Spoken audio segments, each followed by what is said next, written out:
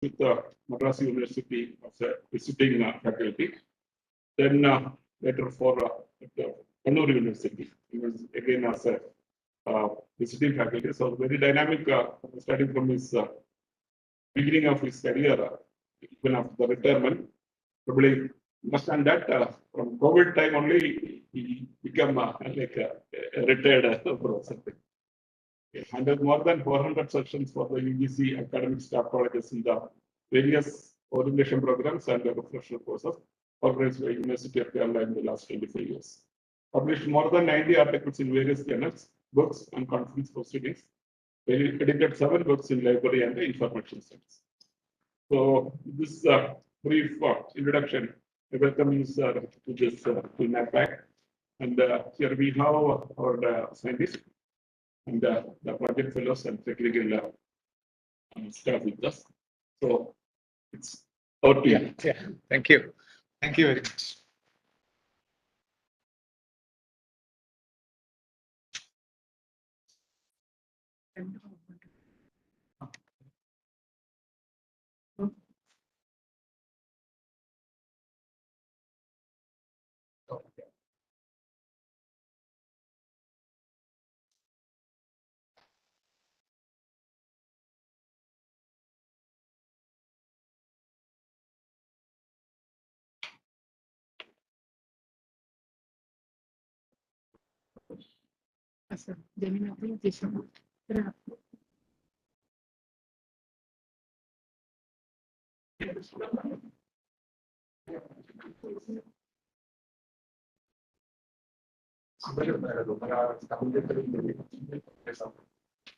Scholarly and how to get published.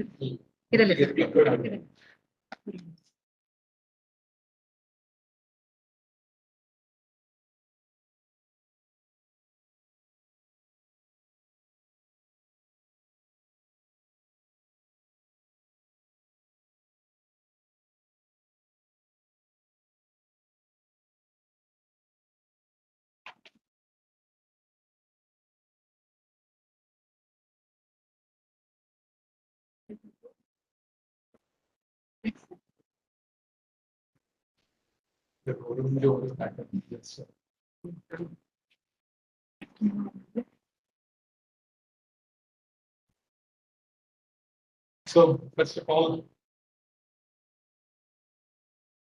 let me express my gratitude for giving me an opportunity to address this audience. And I was just telling you, Director, that it's the first time that I am coming to your campus, the shipping out here. And when it was located within the Science and Technology building, I used to be there very often. But now it is the first opportunity, and I express my gratitude for that.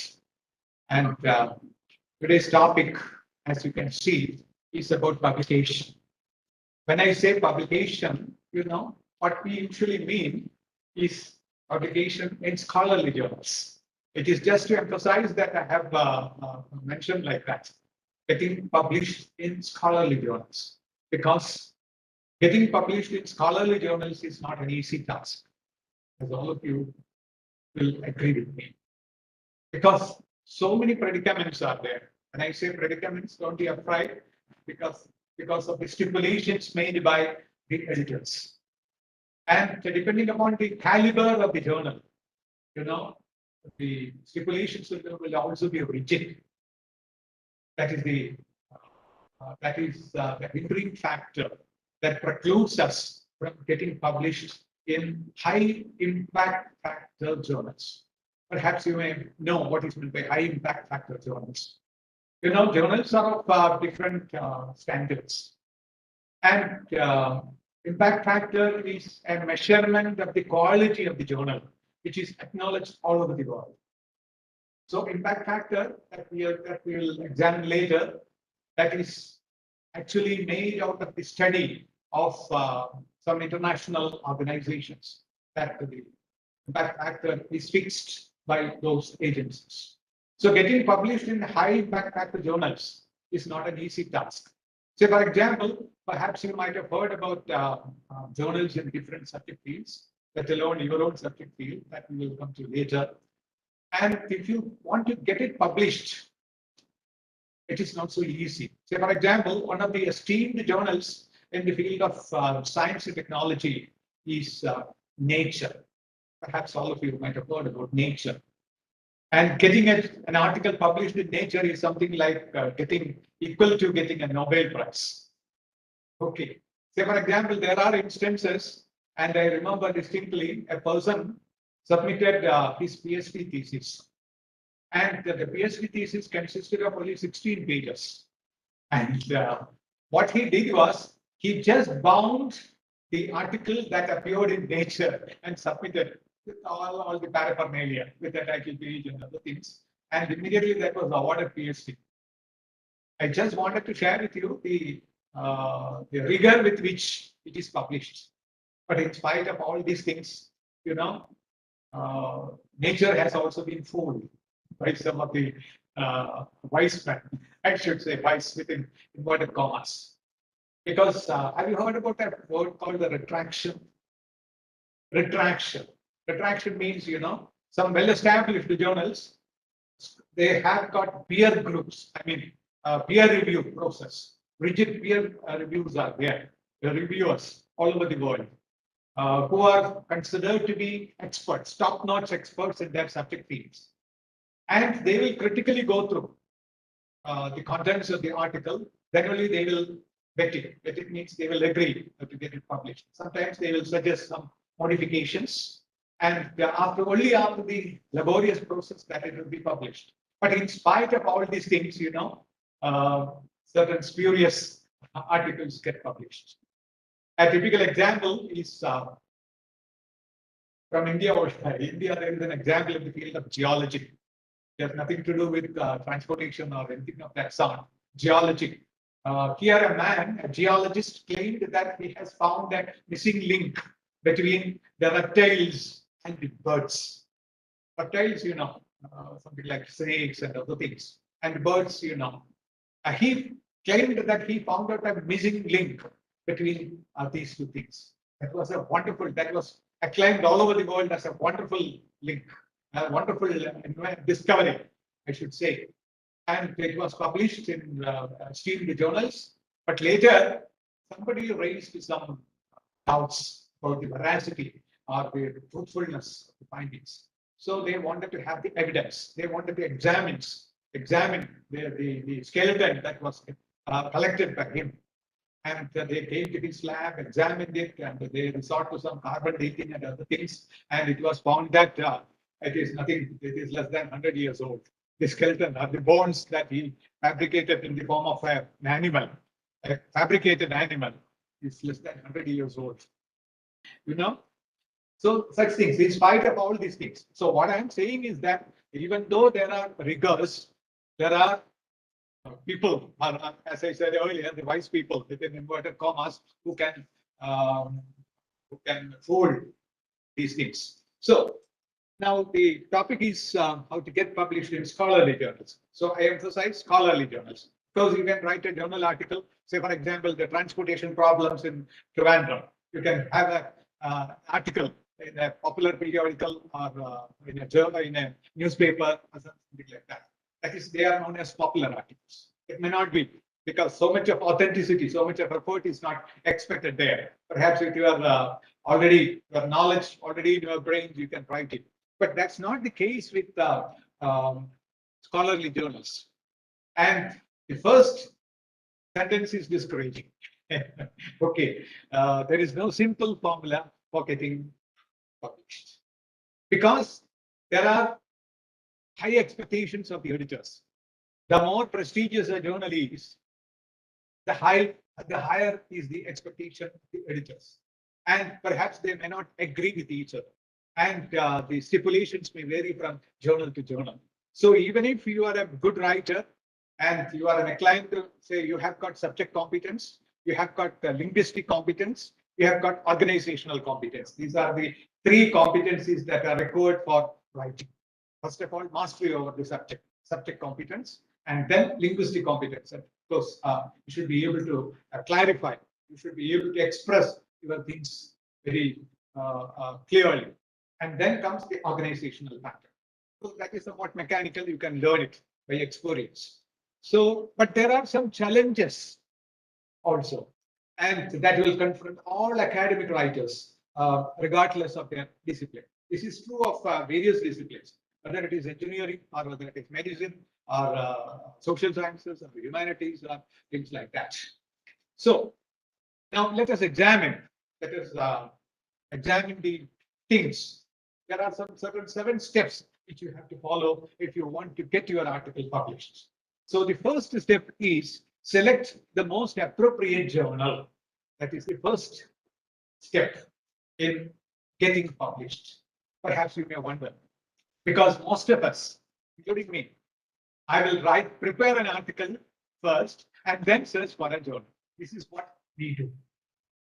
Okay, that is the common practice. You will prepare an article, perhaps you may register for PhD and you may collect certain things. You might have completed half of the work. Then you find that I can publish. I am in a position to publish an article, and then you will prepare the article and then go in search of a journal.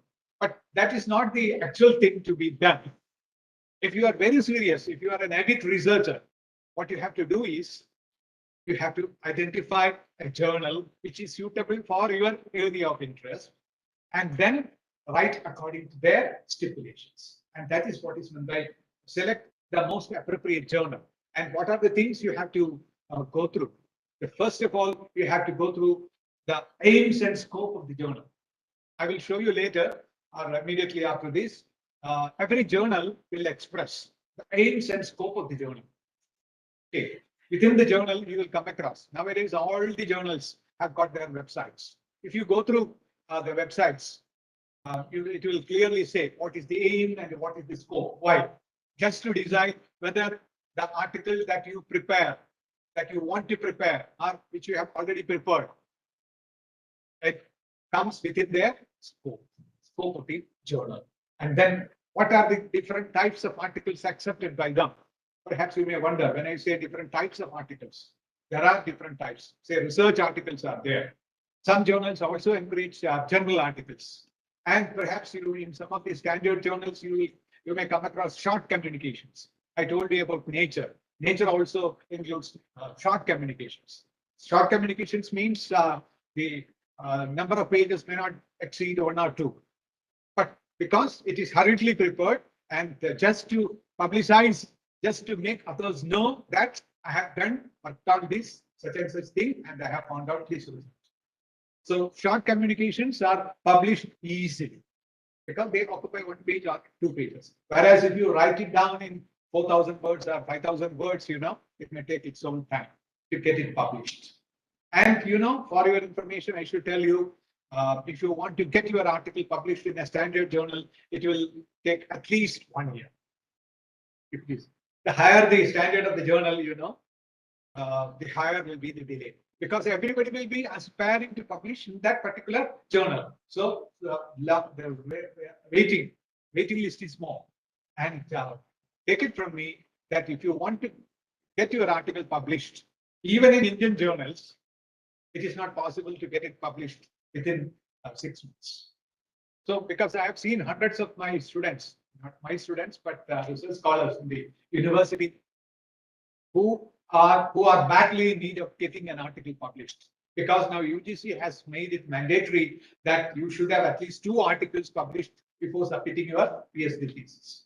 You have comfortably carried out your PhD thesis and you are about to submit, then only you will care for this particular stipulation.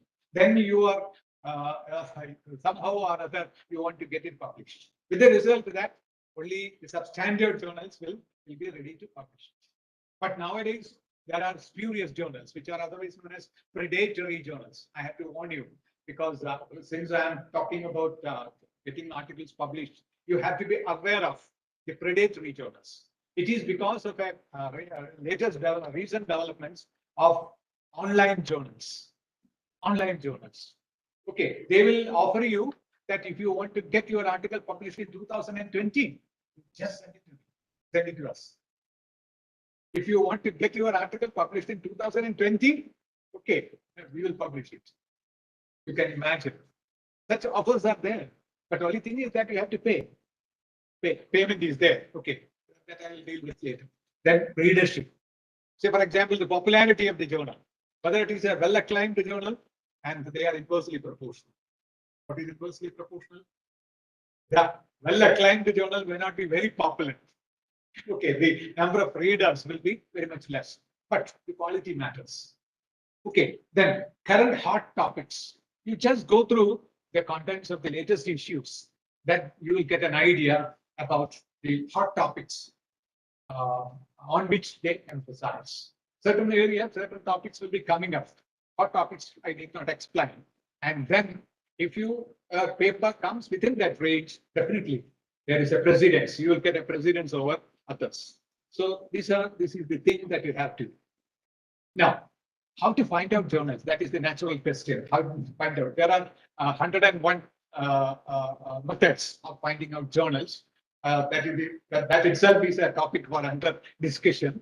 But I will just tell you certain shortcut areas and some of the most important criteria to keep in mind when choosing a journal, as I told you, is what are the aims and scope of the journal, and then has the journal published articles that are similar to your area? Definitely, they will accept it. And then what are all the journals restrictions? There are certain restrictions imposed by certain journals. Say, for example, most of the journals encourage frontier areas. Frontier areas, you know, emerging areas, upcoming areas. But they may not, they will go through it critically, whether it is an upcoming area really. And then what is the journal's impact factor is also has to say. But as far as a novice is concerned, novice means a newcomer.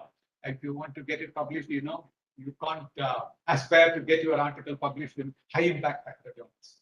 The method of identifying impact factor itself is a laborious process. And that is why if you go through the various journals, you will see that the impact factor of many of the Indian journals are very low.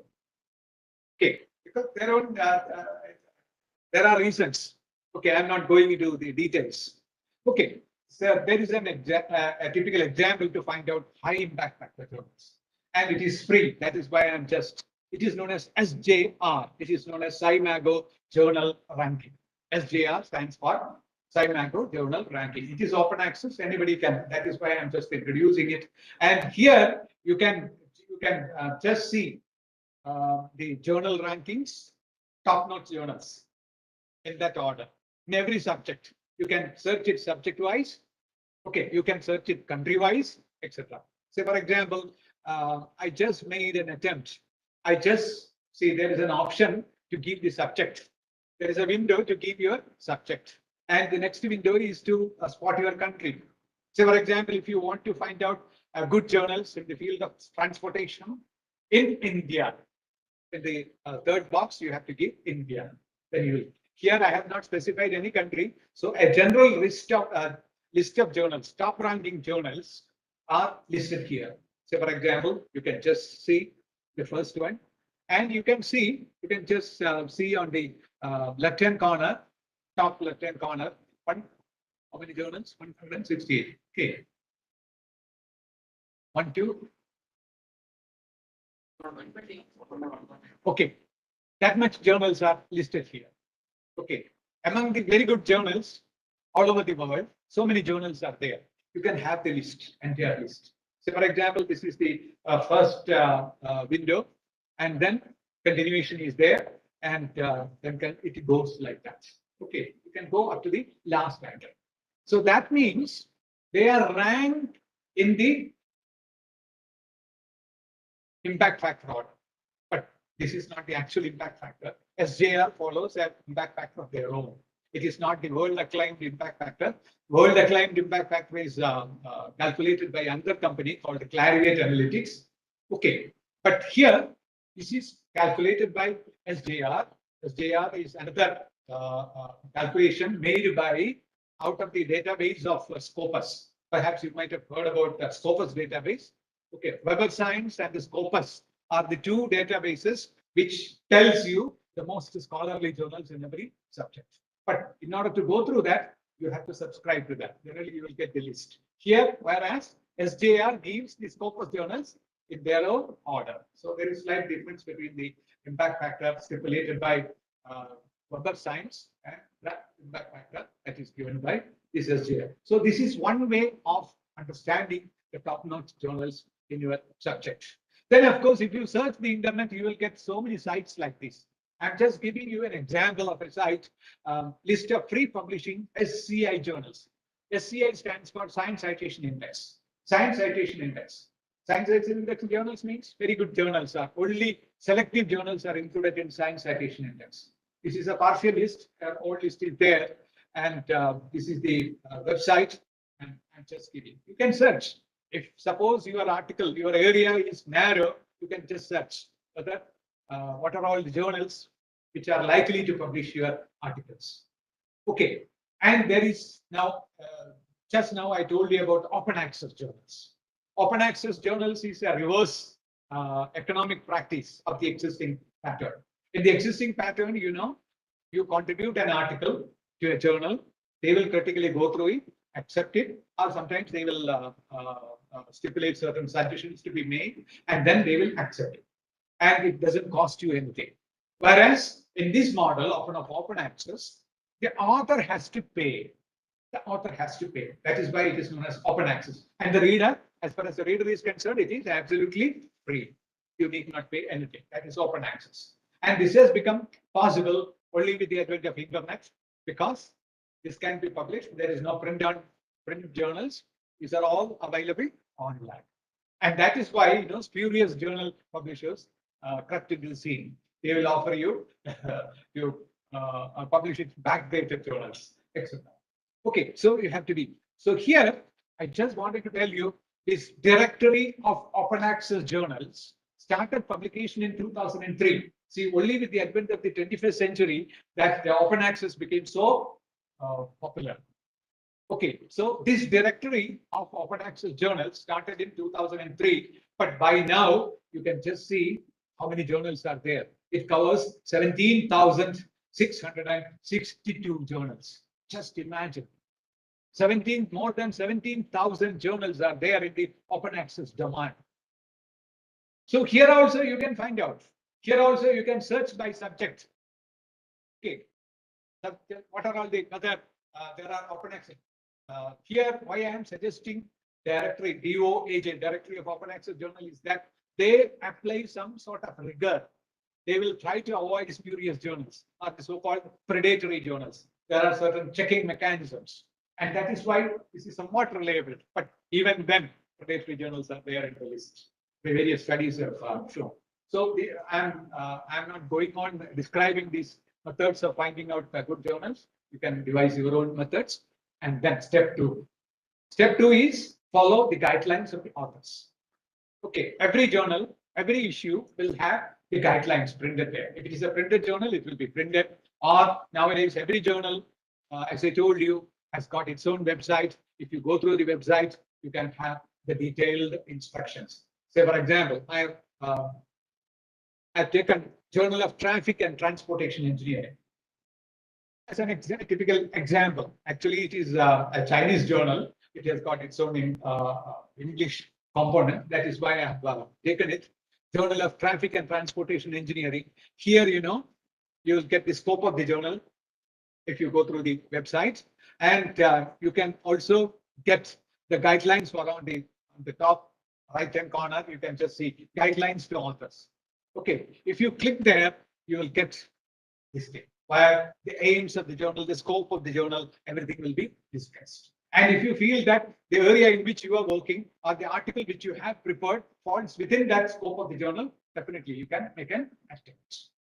Okay, now guide for authors. So it is very elaborate.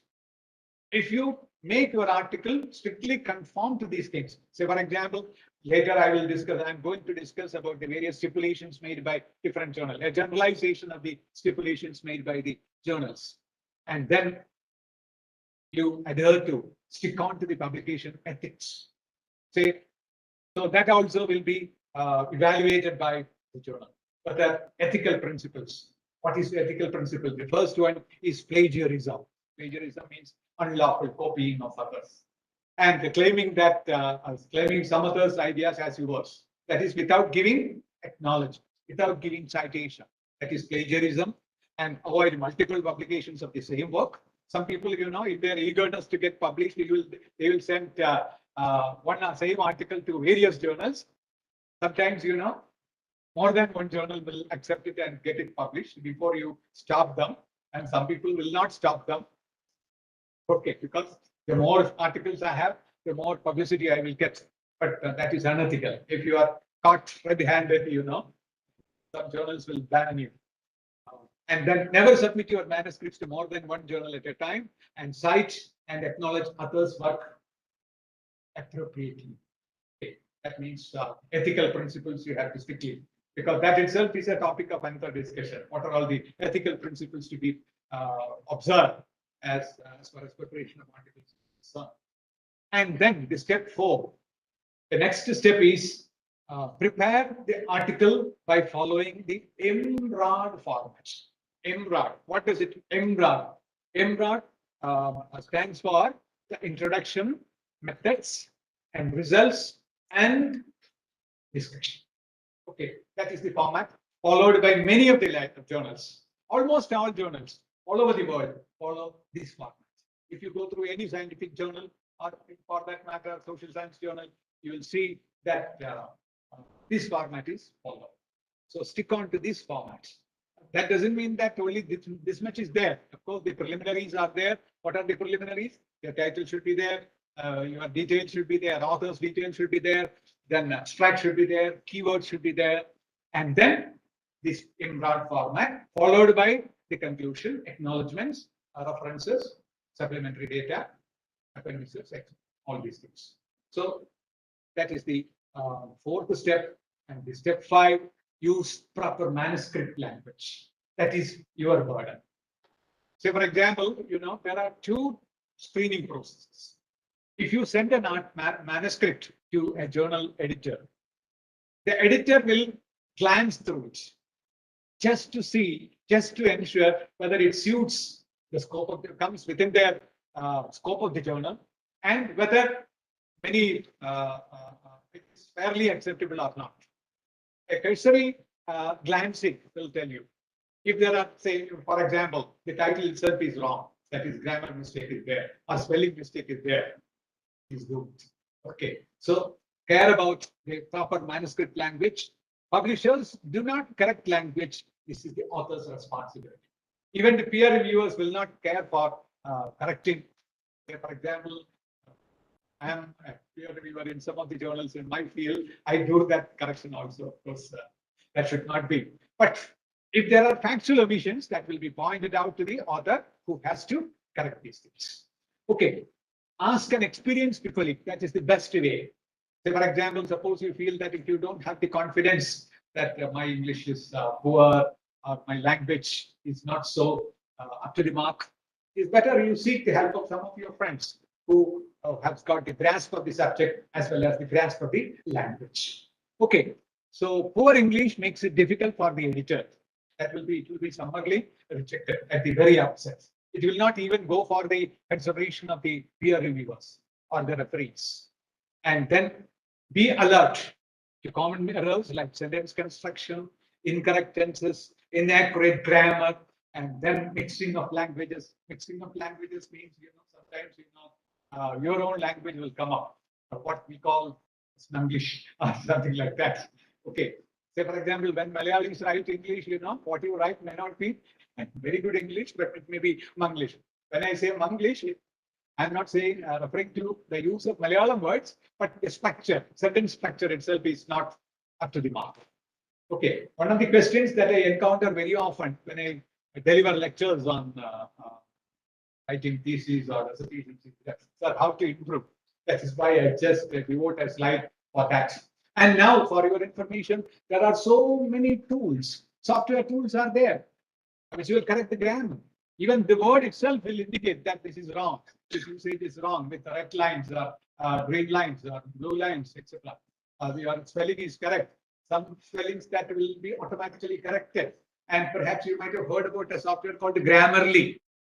Grammarly that will check that will spot down all the mistakes. You have to make use of these softwares and getting ready for submitting the manuscript. And here you have to be worried of the fact that studies have shown that some 35% of the total articles submitted to journals are rejected at the prima facie, at the very beginning. That is, in the screening of the editors themselves, they are summarily rejected. That means how to, I'm just giving a checklist of the things that you have to remember just to make your article acceptable. I'm not going to the details for want of time, and then sending the manuscripts. What are the things you have to remember in sending the manuscript? And there are various prescriptions by various journals. So, for example, most of the Indian journals will insist on a print manuscript also, in addition to online submission or a soft copy. Okay. And then some journals will prescribe email, and some others, or most of the journals are now switching over to online transmission, online submission of the manuscripts. And the guidelines to the authors will contain what is to be done, how to, say, for example, how to send the manuscript. Definitely, if you keep the manuscript ready, of course, it is always better to use a, how do you look? Just to tell you who you are and what is your qualification to write. Qualification means not the degrees and other things. Say, for example, I have so much of experience in other things. Okay, just to inform them that you are not a non-entity. Okay, otherwise, they can't distinguish between the author. By mere designation, they may not be able to understand your qualification, I mean, your merit to write on such and such. So it is always better. That doesn't mean that you have to attach your biodata. No, it should be in 1 or 2 sentences. Say, for example, if it is the outcome of a project that you have undertaken. And if you are doing it as part of your PhD thesis, definitely you can show. Okay, include a cover letter to introduce yourself, provide contact information, and give a brief overview of the manuscript. What does it deal with? Of course, abstract is there as part of the manuscript, but along with that, in 1 or 2 sentences, we have to see what do you want to tell through the manuscript.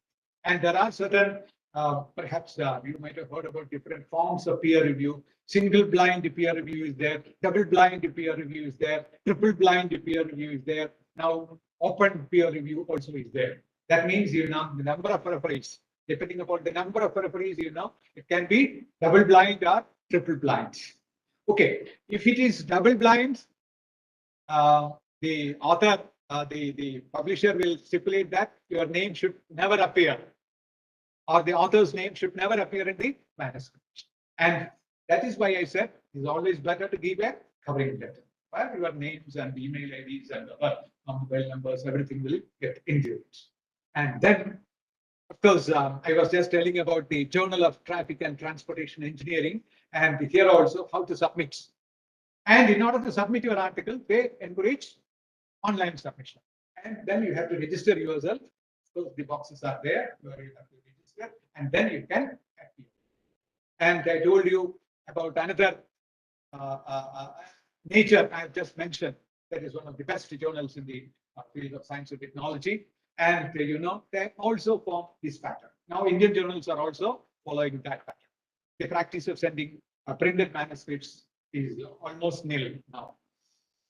And then this is about the things that you have to remember while preparing a manuscript. And now, what are all the things you have to remember in the preparation of the manuscript?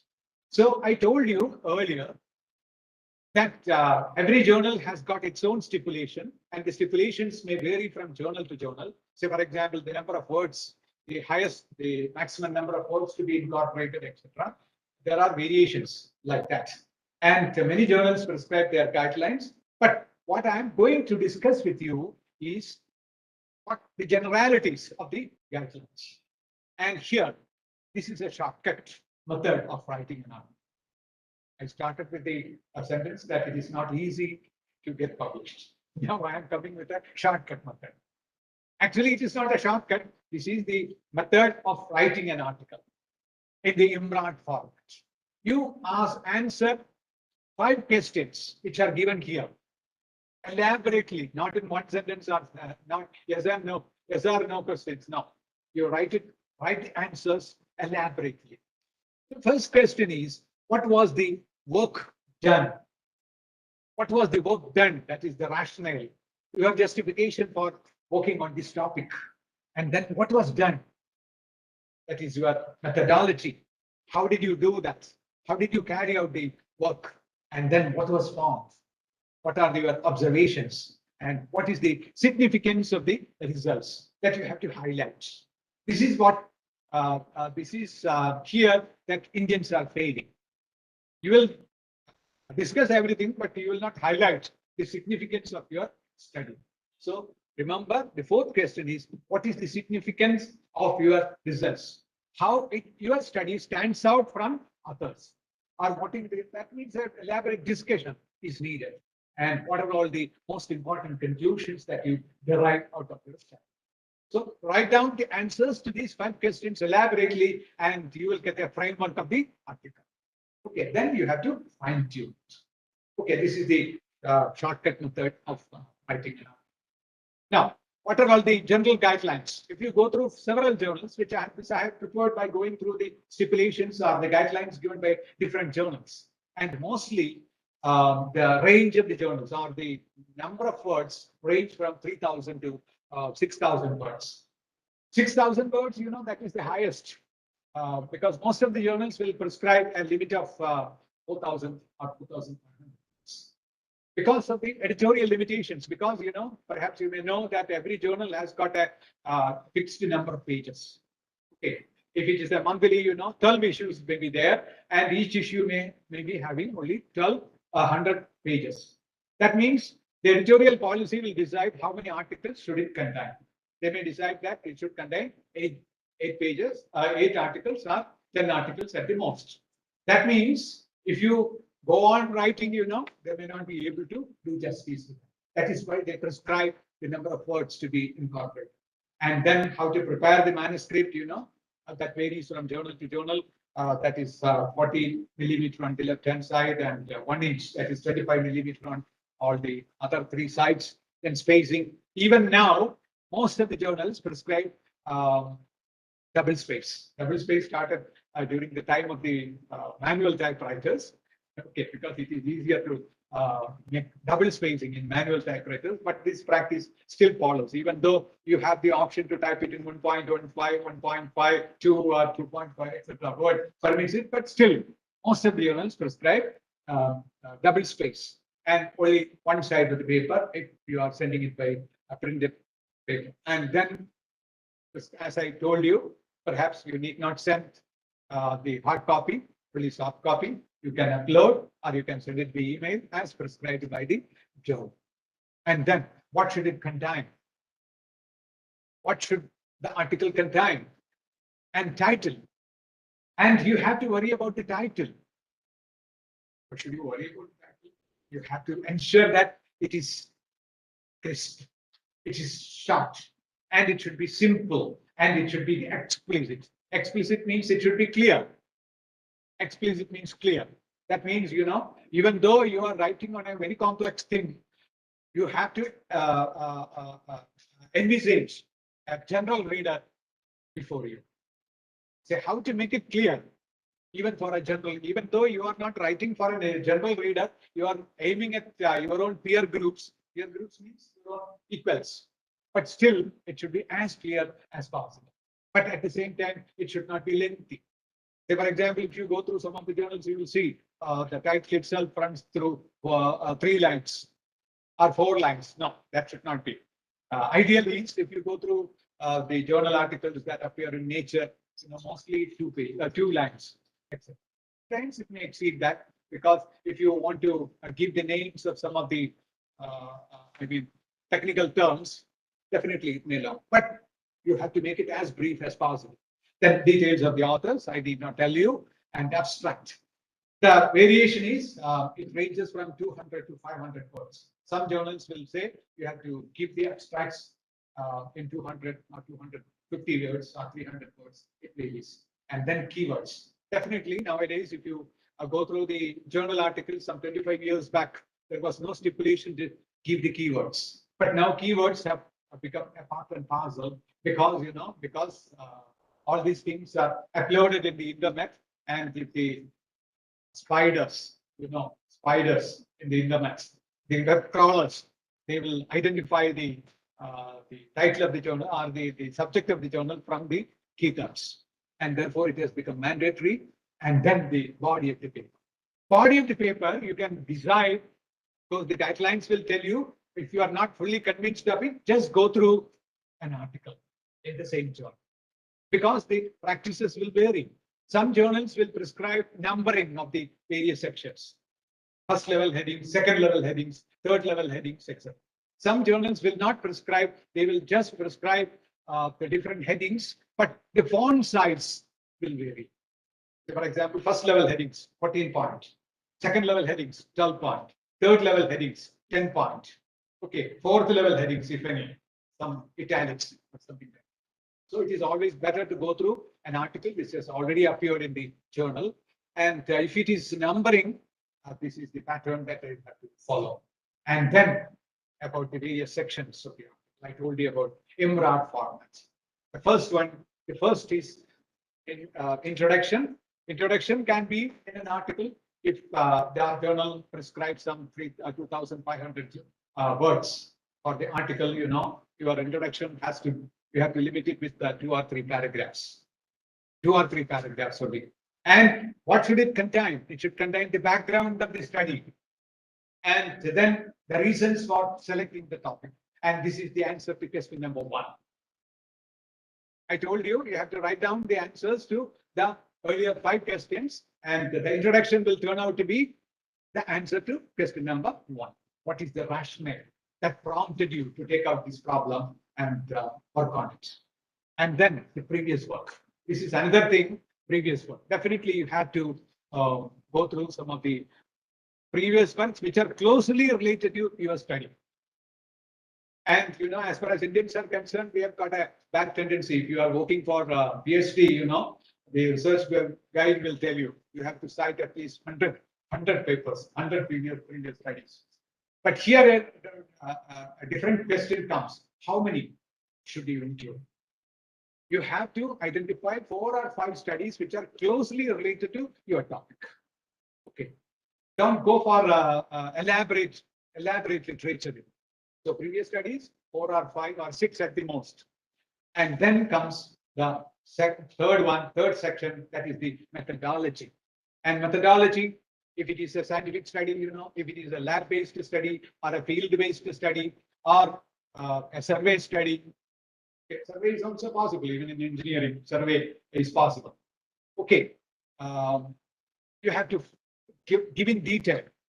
Okay, you have to give it in detail. And this is answer to question number 2. Perhaps you may remember, what is the question number 2? How was it done? Or what was done? How did you do that? And then the result, that is the question, answer to question number 3. And here, along with description, you have to give the illustrations. What are all the different types of illustrations? You have to resort to figures, graphs, charts, line drawings, photos, everything. I'm not saying that all these things should be there. No. Sometimes only the graphs will be there. Sometimes only the pictures will be there. Sometimes only charts will be there. Okay. You can make it as profuse as possible. Say, for example, the reason behind using these pictures or these figures is to summarize your findings. Okay. If you want to write down the details contained in a particular pie diagram, it may take 1 page. But with the help of a pie diagram or with a chart or a histogram, it's for example the growth pattern of a particular thing, you can do it within a few inches. Whereas if you want to describe it, it may take closer. So condensation of the matter, that is the idea behind that. But very often I see that people have got a bad tendency to give tables and give figures, give the figures also. Because it is easy. If you are making use of any software, for example, Excel or SPSS or something like that, every table can be converted into a figure. That should not be resolved. you have to avoid. Otherwise, you will sometimes they may reject it. This fellow doesn't know the ABC of paper preparation because he has repeated the same thing. Moreover, it will exceed the number of pages or the number of words stipulated by them. So take care. If table is the best suited method, resort to table. If figure is the best method, okay, resort to that. You have to use your discretion, and then you have to discuss. That is, briefly cover the significance of the your interpretation. What are all the interpretations that you have arrived at? What are your findings and what are all the interpretations? Okay, you have to distinguish between the interpretations and your findings. Okay, findings, okay, simply mechanical, but interpretation depends upon the previous studies and other things. And then goes the conclusion. Here we have to give a summary of the valuable inferences that you have drawn. But Indians have got a bad habit of writing a conclusion which is not at all connected with the textual method. If you go through well-written articles in foreign journals, you can see that the conclusion will also be a summary, a gist of. That doesn't mean that it is an abstract. It is not a replication of the abstract. But you are restating your major findings in some other. And that should form the conclusion. And then comes the implications for future work. That's not mandatory. Implications for future work. If you want to highlight certain things, okay, of course. But implications for future work is a part and parcel of a PhD thesis. Okay, because you have worked on the problem for 3 years, and therefore you might have found out certain areas which are helpful for your successors, those who follow you. But here it's not mandatory. That's why I just mentioned that it's not compulsory. And definitely acknowledgements. I'm not saying that this also is compulsory, but acknowledgements. Suppose you are indebted to somebody because some funding agency,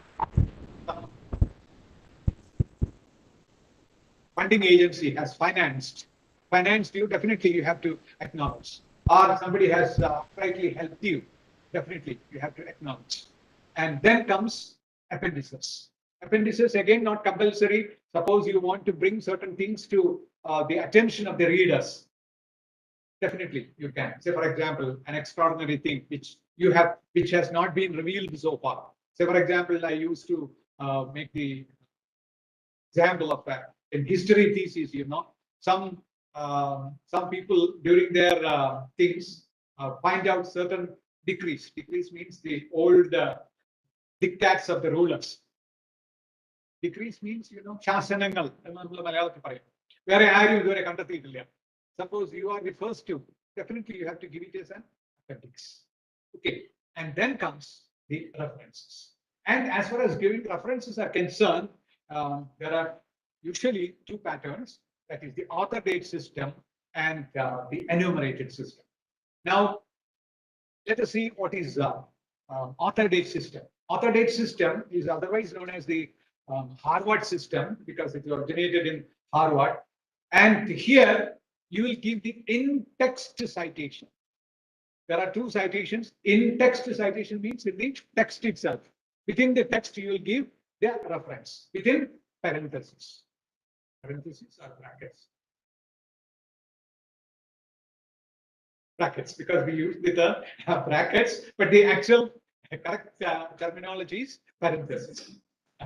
Because when in English language, parentheses means round brackets. Otherwise, you have to say round brackets. But if you say brackets, it is square brackets. Okay, that is according to the native usage of the term. But all of us will say round brackets as brackets, but they are parentheses. And if you give the name of the author followed by a comma, followed by the year of publication within parentheses, wherever you want to cite, that is known as in-text citation. In-text citation. So if you are following author date system, you have to give the name of the author followed by the year of publication within parentheses within the text. This is known as in-text citation. So for example, I've just given in one of the development study, say Smith's 1990, and then your sentence. And then the enumerated system means it is numbering. Your references are numbered. starting from 1. If there are 50 references, we will keep 1, 2, 3 in that numerical order. This is otherwise known as the Vancouver system. And how is it given? And that is, say, for example, Babbitt. Here you can just see as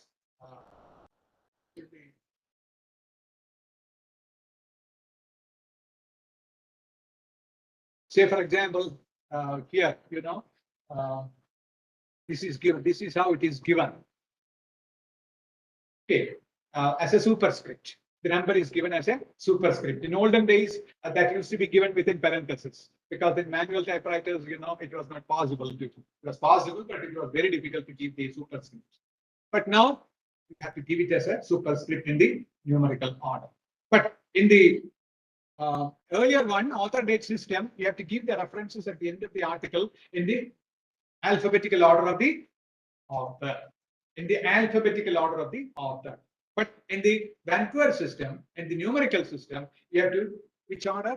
You have to give the references in the number, the numerical order. And that is how. Then only because easy location of the reference is the method to be followed. Okay. So for example, sometimes you have to give multiple studies, then you have to give 1, 3, 9, 6. Okay. And then say this is how the reference has to be given within the text. Okay. And then this is just to tell you an international journal how the articles will look like. All of you are familiar with that. That means, first of all, there should be title followed by the credentials of the author and then the abstract. Abstract is very often given with indentation. Indentation, indentation. Okay. And then comes, this is a 2-column journal. And then goes, even though the article appears in 2 columns, you can use both the columns for giving tables and other things. And of course, here the references that is followed is the numerical order. Okay, enumerated system is followed 1, 2, etc. And then I just want to introduce a concept that is style manuals. These are manuals which will tell you how to write an article, how to write a PhD thesis, how to write a research report, or how to write a course material, or things like that. Okay, style manuals, because I'm just introducing it because many people are not aware of the existence of style manuals. Because you can, as far as preparation of an article is concerned, you can follow the guidelines, but guidelines may not be very elaborate. And sometimes some of the journals will prescribe, we are following APA style. We are following Chicago style. Then you have to think of, you have to understand what is the prescription of Chicago style, etc. And these are style guides. Style guides are very helpful in writing journal articles or writing research reports or PhD theses, etc. And there are different style manuals, just for your information. And these are the 3 most sought after style manuals. One is Chicago Manual of Style. This is the oldest style manual. That is why it has run into 17 editions so far. And then publication manual of the American Psychological Association, APA, American Psychological Association style manual. And this is followed mostly in social science subjects. Social science subjects generally follow, that is not mandatory, but generally they follow APA style manual. And as far as humanities subjects are concerned, say for example, language and literature, philosophy, etc., follow the third one, that is the MLA handbook. MLA stands for Modern Language Association handbook. And that also has gone to edition. And there are so many other style manuals prescribed. And I'm just given the last one in red color because in engineering, this IEEE style manual is followed. And most of the journals also follow IEEE style manual. And even in computer science, people follow IEEE style manual. And depending upon the prescriptions, you can follow any of these things. And now I just want to tell you what are all the contents. I'm just giving the example of APA. American Psychological Association style manual, and these are the contents. And I used to prescribe one thing, the fourth chapter. Okay, fourth chapter is of peculiar interest to many of the coming writers. So, for example, you may feel that I'm not very good in English. I should have paid more attention during my high school days, but unfortunately I couldn't. And this series is easy way. This gives the common mistakes carried out by the writers. They are identified and their solutions are given in this one chapter. Maybe some 25 pages after. If you follow this strictly, you can overcome many of the grammatical errors. Grammatical errors. Okay, grammatical spelling and many other things are there. So I'm not suggesting that only the fourth chapter is relevant. And of course, that gives you elaborate descriptions, how to give references. Say, for example, the 8th chapter. Then the 7th chapter, how to give tables, figures, etc. There are certain golden rules as far as giving tables and figures are concerned. Due to paucity of time, I'm not going into the details. Then 8th and 9th chapter gives the citations. Okay, the 8th chapter deals with works credited in the text, how to give in-text citations, etc., and then how to give the references. Then perhaps you may wonder, is there so much to think of? Because there are so many complexities. So, for example, there may be papers with one author, 2 authors, 3 authors, 4 authors. Okay, and there are papers, as far as my attention is, it has come to my attention that there was a paper with 1,035 authors. Okay, 1,035 authors, and the paper appeared in some 35 pages, and only the textual matter was 9 pages, and the rest was about the 9 rest of the. Because nowadays very complex things are there. Many people have to join together. Perhaps may not be in your area, but there are certain areas in physical sciences while many people have to put their heads together. Many equipments have to be made use of. Definitely, they have to be given credits. And the observation is that the propensity or the inclination to give as many names as possible is increasing. Okay, because everybody wants to get credit. Because if you want to get a promotion, definitely your authorship. How many papers are there? This is the question.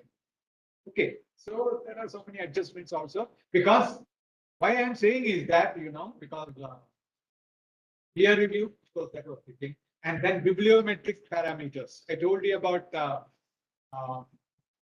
fact factor. Similarly, there is an index called H index. H index that tells the higher your H index. Okay, definitely. Suppose you claim that you have H index of 40.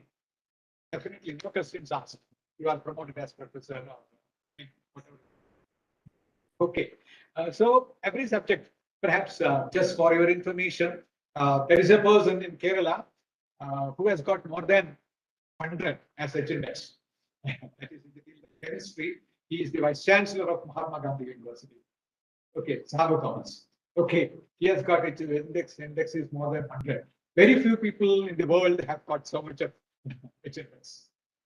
How this H index is improved? Because the more the number of citations that you get, the more will be your H index. The more the references are given to an article in a journal, the more will be its impact. So now people are more fond of enhancing their publications, and they are so there are shortcuts to get your citation increased. Okay, but and then definitely now there are softwares which will help you to give references. They are known as the reference management softwares, and reference management softwares you have to give the instruction. Because you have to give the references, the author and title at least, and then the rest will be taken care of by the citation manager or the reference manager. And what are all the common reference management softwares? Of course, there are proprietary softwares as well as open source softwares. Proprietary means you have to pay. Do we pay? because I know many people possess EndNote. They have not spent any money for that. You just copy. You are not bothered about copyright violation, the things. Okay, and not reference manager, ProSite, etc. But what I wanted to tell you is that the last two, Zotero, no, Mendeley and Zotero are the world acclaimed open source softwares, reference management software. Zotero is absolutely free now, and Mendeley, of course, is free now, but only the lower version, because it is proprietary now. If you want to have the full version, definitely you have to subscribe to that. Mendeley is taken care of by Xavier, major publisher. But Mendeley has got its own advantages. You can have a network. Suppose you are writing an article and other things, you can share your ideas with people all over the world. Okay, who are working in the same area. By building up the reference list, you are coming into contact with others, so that your visibility will be more. Okay, so many advantages are there in making use of that. And even your Word has got that facility. Okay, in the Word, there is a topic and make use of that. And then, of course, there are, I'm just concluding, there are certain journal recommenders. Say, for example, you have written an article, but you are not sure whether it will be accepted by somebody. Okay, in that case, there are certain sites. This is a typical example, journal recommender. And here you have to give the slot here, in the window here, we have to give the manuscript title and the keywords. Okay, and the select subjects and the indexing and etc. You fill up these things. This will tell you some of the likely journals are journals which are likely to publish your articles, particularly they are worthwhile. Okay, and several such facilities are there.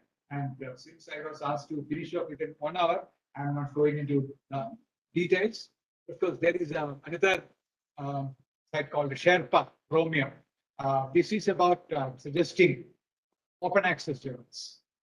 Open access journals. What are all the policies followed by? I told you more than 17,000 open access journals are there, and each of them have got their own stipulations. Even though I told you about open access journals, some of them are free. You need not pay. The authors need not pay. Free open access journals are also there.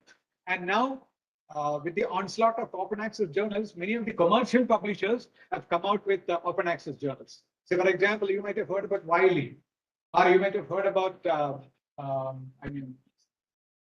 Elsevier or Springer. All of them have started open access journals. But the only thing is that they strictly go for these peer review. So you are likely to get, but you have to, the money you have to pay will also be very high. Okay, whereas the Indian journals may charge you 2,500 rupees, they will charge you 25,000. Okay, for them, they will say you have to pay only $100 or something like that. But for us, $100 means 30,000 rupees. But for them, it is nothing. And moreover, in Western countries, the practice is that many of your research will be funded by some funding body. Your project will be, the article may come out of your project, and your project may be funded by a funding body. And there is a provision in every project that 10% of the project can be utilized for publications. Okay, that money can be made use. But in India, we are not very keen on bringing projects. We take up our own projects with this, whatever money we get from the government. But there are so many funding agencies which are ready to, with a lot of funds. And if you explore it, definitely you can. And this is about the Indian journals covered by these Sherpa, Romeo, open access journals. Here, a country-wide search is possible. A country-wide search is possible, and you can have a list of Indian journals. And then lastly, the predatory publishing. I hope most of you are aware of that thing. And you can, there are certain methods by means of which you can identify predatory publishers. Say, for example, from the very title, suppose a title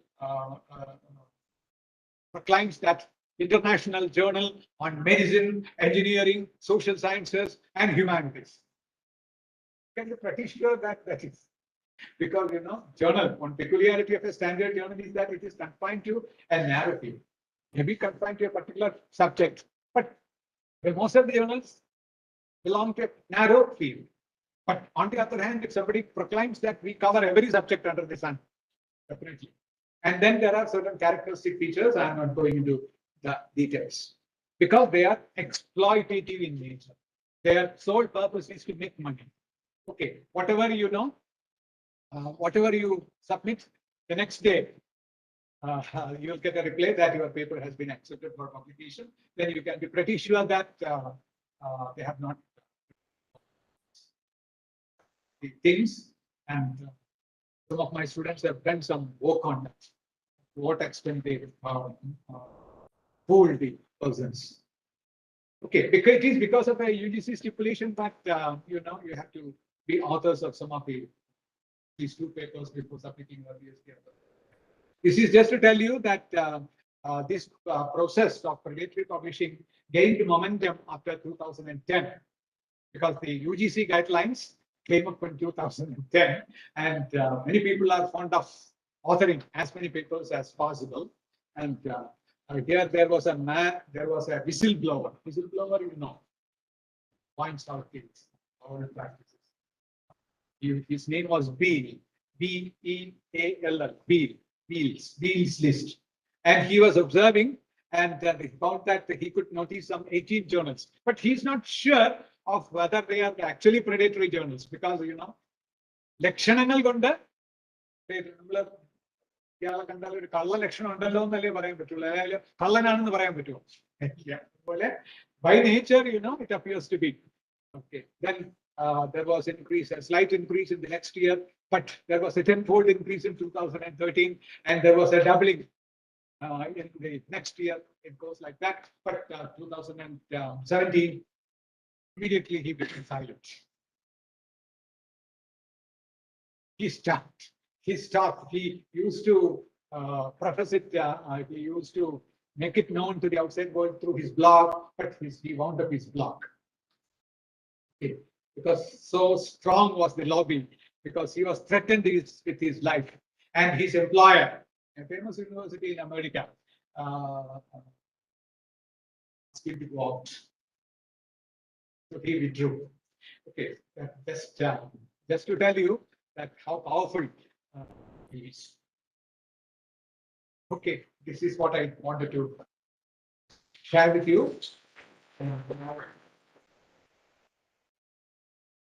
I'm happy to.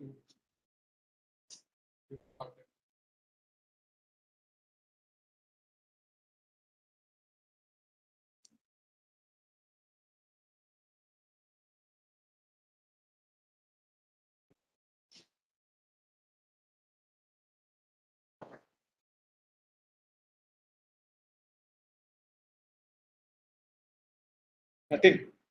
That, yeah.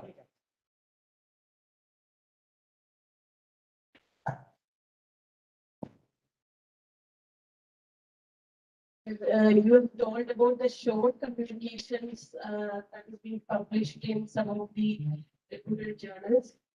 Just wanted to know if such short articles are sent for publication, how the editorial board will know about the authenticity, or how the facts which are to substantiate those findings could be presented. Or is it that we send it, but they are not including it in the publication part? Yeah, here, if they take more time, don't be under the impression that they are duplicating your research. Okay, so the experts in the field will critically go through that, whether it is likely to be true or not. This is what is possible as far as editors or the peer reviewers are concerned. But if you send a short communication, that will get precedence over other papers. Precedence means, they will immediately go through that. And therefore, your idea is to proclaim to the world that you have worked on a particular topic and such and such conclusions have been drawn by you, so that there may be hundreds of people who are working on the same theme, and you want to have a precedence over others. You want to prevent others from making such claims. This is your idea. So your thing will get, say for example, there may be some peer reviewers or the so-called referees who are especially trained in these things. Say for example, in that, suppose depending upon your subject area, that may be given to a top-notch expert in that particular area. He may be able to judge quickly. Okay, rather than elaborate general paper, it is easier to judge the veracity. Veracity means the correctness of the findings, and that is why. So the idea of the people is to get precedence over others who are working. I will just give you an example. Who is the inventor of radio? Marconi. Because everybody knows that Marconi was the person who invented it. But actually, it was Jagadish Chandra Basu, an Indian. The credit has to go to him. Only thing is that he has not published it. Because being an Indian, of course, he invented the same thing, but only later that he had these things with him, and he has already. But since Marconi patented it earlier, the world came to know that, came to acknowledge him as the inventor. So your idea is to get precedence over others who are working on the same field.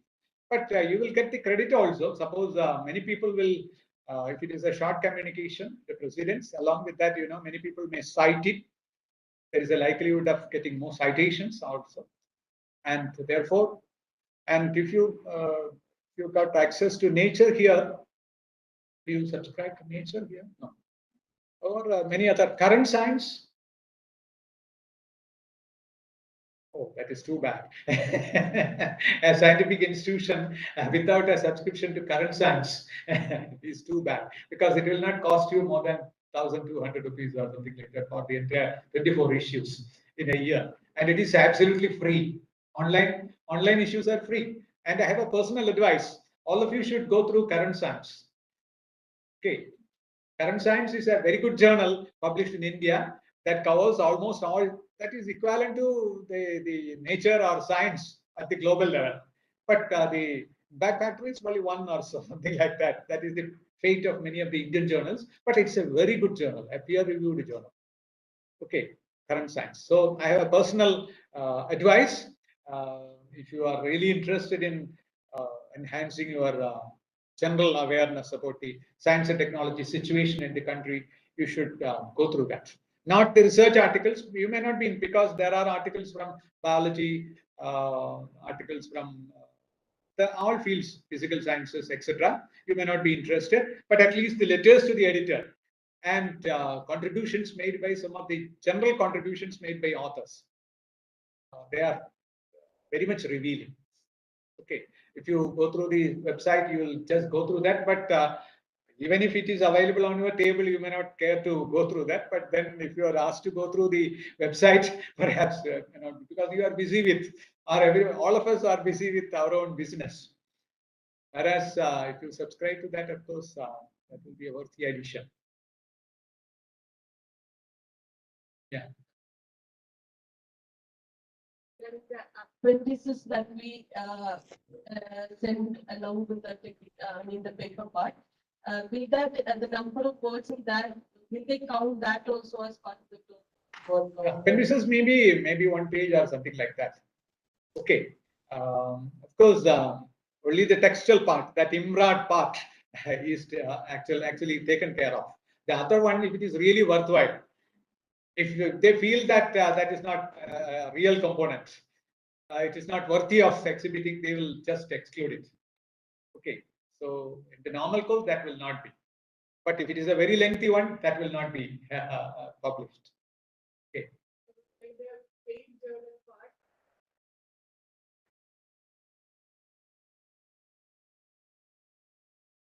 It's how do you distinguish the value of the paid journals? valuable in a different way? Yeah, or- no. They also have got very good peer-reviewed journals are there, which have got high impact factor. So, for example, there is a publisher called PLOS, PLOS, Public Library of Science. That is the name of the publisher. Don't take it as a library. Public Library of Science, PLOS. They bring out some 7 journals, and now last year they have included 4 more. Total 11 journals are there. They are highly esteemed journals. Most of the journals are confined to biomedical science. Highly esteemed journals.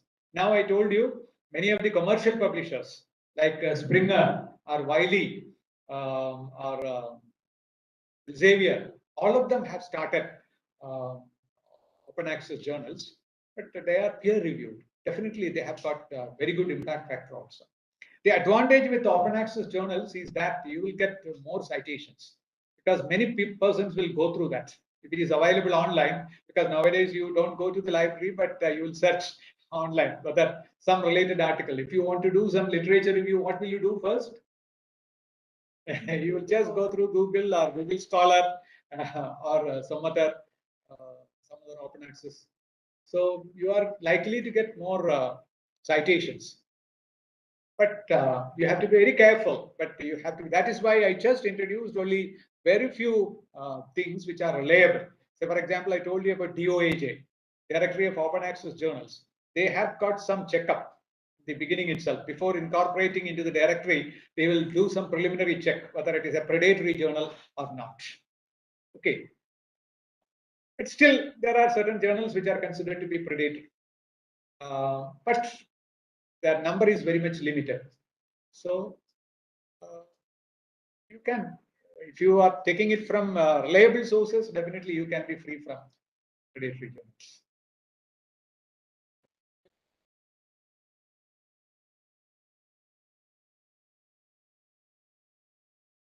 You have to external. Okay. Okay. That is to be decided by the publishers themselves. Say, for example, as far as a PhD thesis is concerned, every university has got a policy. Say, for example, some universities will allow up to 15%. 15% of the total can be mere duplication or copies. Some universities are more fastidious. They will say 10%. Okay. And some universities have got a varied practice, like as far as the second chapter is concerned. I'm talking of the PhD thesis. That is, the literature review chapter is concerned, it can go up to 25%. But as far as analysis chapter is concerned, it should not be more than 5%. For references, of course, one way of avoiding this plagiarism is that if you give proper references to that. Okay. Say, for example, this, even though we call it as copying, unauthorized copying, it is not, the software will not tell you that you have resorted to unauthorized copying. What they say is that they will indicate with a different color the percentage of similarity. The software is not incapable of telling you that it is a copy. They will say percentage of similarity is this much. 25% similarity is there with your content and the content that is available elsewhere in the internet. And therefore, then you will check, they will check whether you have given references to those things. References to, if you have given proper references, the gravity will come down. So that practice is followed by the publishers themselves, the journal publishers also. Even though the software will indicate that it is 25%, perhaps they may include or they may accept for publication if they find that proper references are given. Okay.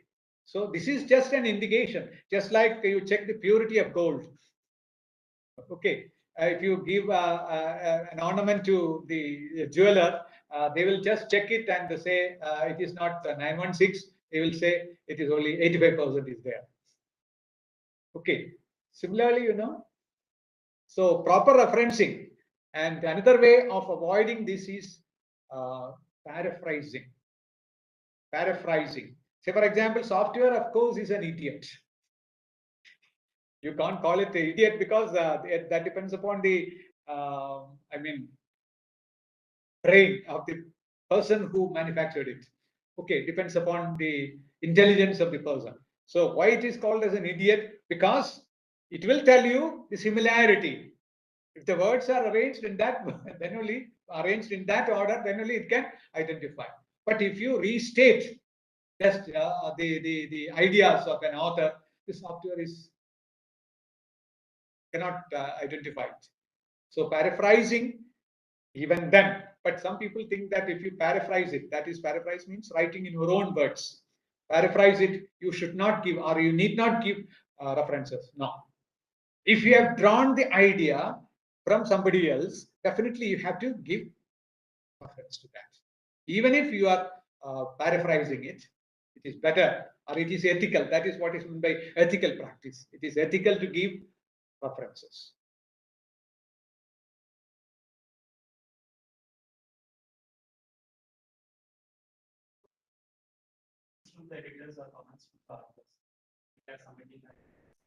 That will be sent back to you.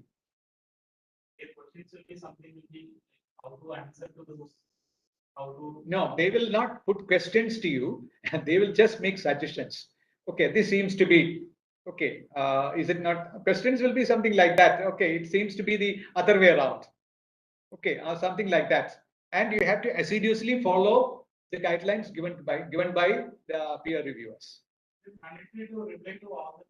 Yeah, definitely they will recheck whether you have answered these things, because and some studies have shown that some 20% of the papers that are suggested revisions are not sent back.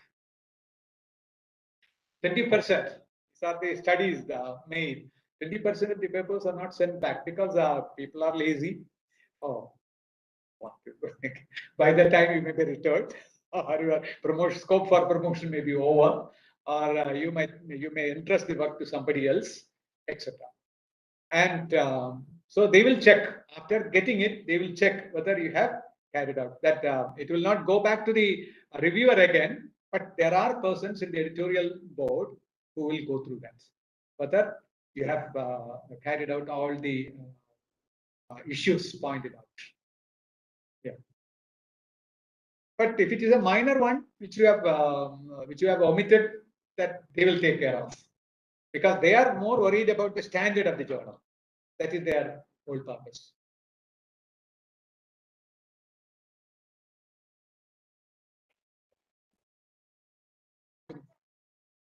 Is the mic working? Good evening, sir. First of all, thank you for the very informative session. Okay. So I have two questions. Oh. Firstly, the question is related to the abstract part. That is, what is the important information that must be conveyed through abstract? Okay. And the second question is, sir, many of the journal publications, they have mentioned their own gaps along with the conclusions. Will it have any gaps of the studies? For example, we are conducting a study. Yeah. Those gaps, if we address it along with the conclusions, will it have any adverse effects on publication? Okay. So the first question, how to keep, what are all the points to be highlighted? Some journals, standard journals, will prescribe how to give. So for example, if you go through the earlier articles, you will see purpose. First of all, they will give purpose. There you have to write in 1 or 2 sentences what is the purpose of the study, or the purpose of the study means the objective of the study. And of course, then the design, that is the methodology, in 1 sentence or so. And then major findings, significant. Say, for example, you might have come to several findings, but what are the major findings? 1 or 2 findings that you have to. And then your uniqueness of the thing. Okay, that means how it stands apart from other studies or related studies, similar studies, etc. So that is one pattern. And if you follow this pattern, you should not give the headings like that. But if you follow this pattern, that will be ideal for them. And you can limit yourself to 200, 250 or 300 words at the most. Okay, but because it should contain, say for example, if you go through the abstract, we made a study of the various abstracts carried in journals. And even if you carry out, make a cursory survey of the abstracts, you will see that the first 2 or 3 sentences will be common statements, general statements. Okay, for the preparation of the abstract, that there is no need for any common statements.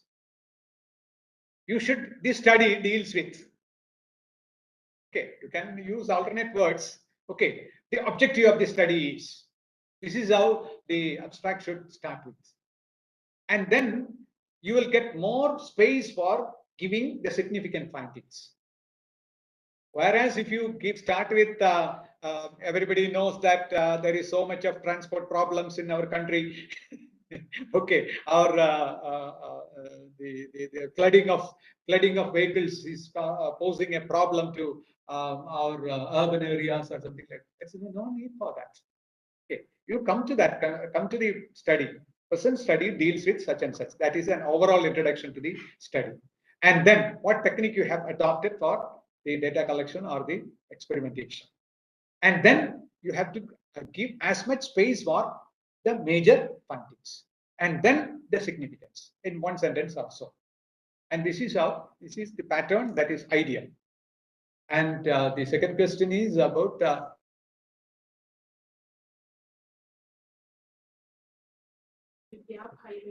gap highlighted. Okay. Say, for example, you might have made the study with a particular objective.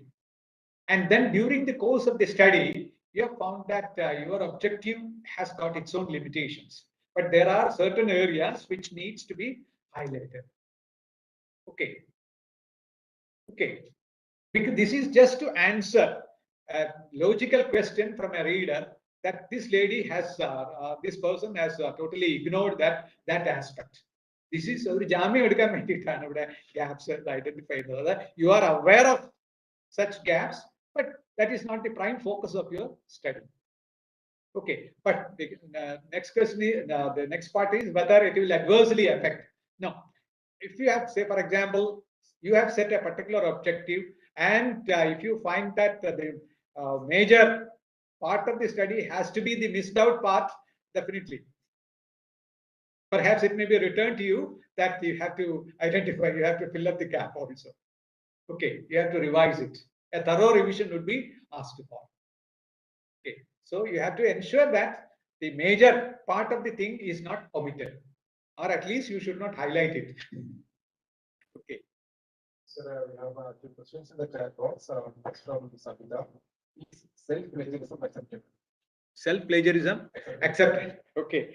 Self-plagiarism, so that also is a type of plagiarism. But self-plagiarism, some people do it deliberately. Why? Because you want to publicize yourself. Say, for example, if you write an article and out of the 50 citations that you have given, 25 are your own. Of course, that you will get more citations. But self-citations are unavoidable also. Why unavoidable? Because you may be doing a subsequent study of your earlier study. But projecting yourself, that means, say, for example, you can go up to, there is no hard and fast rule as far as self-plagiarism is concerned, but most of the people will tolerate up to a limit of some 10%. Even if it is an extension of your earlier studies, okay, that is tolerable. For everything, there is a tolerance limit. But half of the citations are from your own previous studies, that may not be. That will be self-defeating. This is not an golden rule. I'm just saying the viewpoints of the publishers. This one is from Vishnu.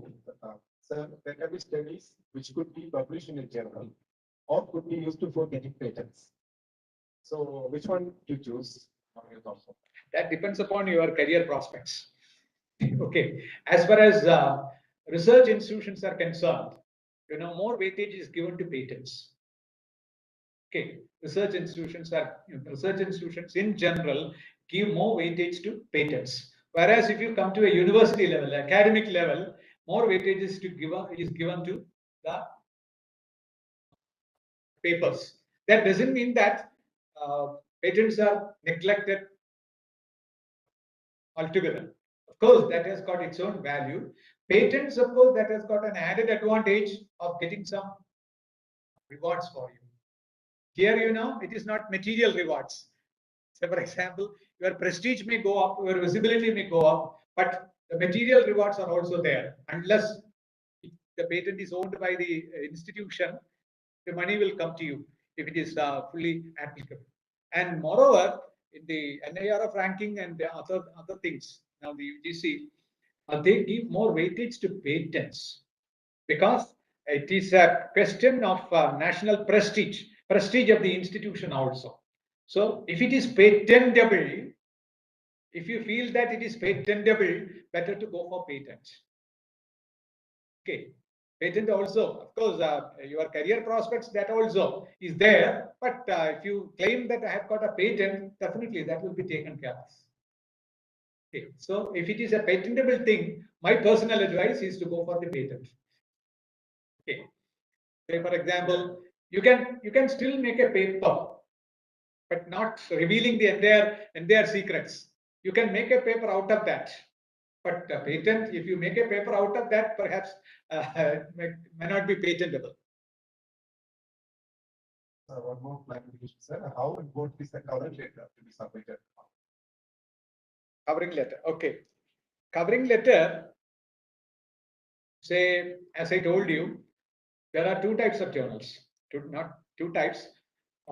Suppose if the journal prescribes double-blind peer review, or single-blind peer review, or double-blind peer review, that means, the reviewers are not supposed to know whose paper is it. The reviewers are not supposed to know whose paper is it. You are not supposed to give your name along with the paper. There should not be any identifying mark as far as you are concerned. In that case, you have to, a covering letter, you have to explain yourself, that your details and other things. And as I told you, 1 or 2 sentences about your how meritorious you are to work. That means what experiments you have carried out. And because you may be working on this field for the last 5 years or so, if you indicate that I have been experimenting with this for the last 5 years, etc., there is no harm in that. But certain journals prescribe extra things. Say, for example, they will just ask you the total number of words that you have included, the total number of pages, the figures that you have included, everything. In that case, the covering letter has to be elaborate. You have to answer all the questions. Okay. So anyway, covering letter is a must. Whether your paper also contains all the details, a covering letter is always, say, for example, that adds to the acceptability of the paper. Say, for example, your credentials as a researcher matters in the acceptance rate. It may not be clear from the very designation. You may be assistant professor, but that doesn't mean that assistant professor, maybe people will get a feeling that he is a junior. But assistant professor, but you have worked as a scientist in a research institution, but you have joined as an assistant professor in an academic institution because of your passion for teaching. And if you highlight that I have worked as scientist in such and such institution and then joined, oh, that matters. It adds to the acceptability of the paper.